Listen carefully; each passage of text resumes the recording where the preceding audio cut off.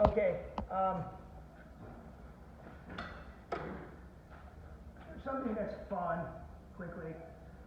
If you draw a floor and you get your boards exactly evenly spaced, let's do a better job than that. You get them exactly evenly spaced. Let's say those are all the same measurement there, because this is the beauty of right angles. If you draw a diagonal across your floor,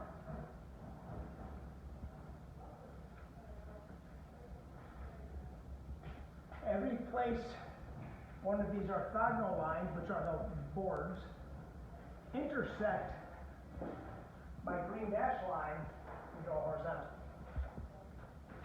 So I put a horizontal across here where my green dash line is intersecting that board.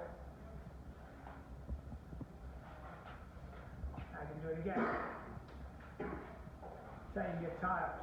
Now this quits working as it starts filling out too much because you start getting out of your corner vision. That's what happens, okay?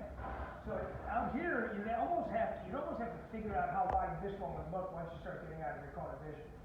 But if you have a big enough space to draw in and you don't come very deep, they'll all appear squares. As soon as you start getting too deep, things start spilling off your page, okay? But that's getting back to the stuff I'm going to talk about later, which is corner vision.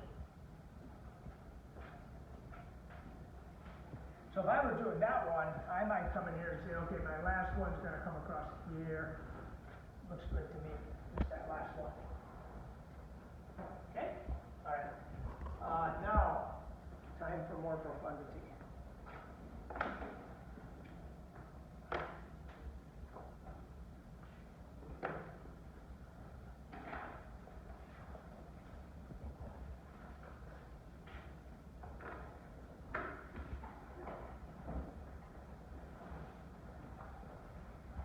Okay, this is a what?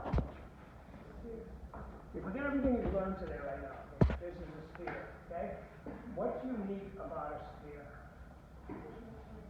What? The corners? It's unlike anything else physically as we know the universe. It has no corners, but a river stone has no corners. What?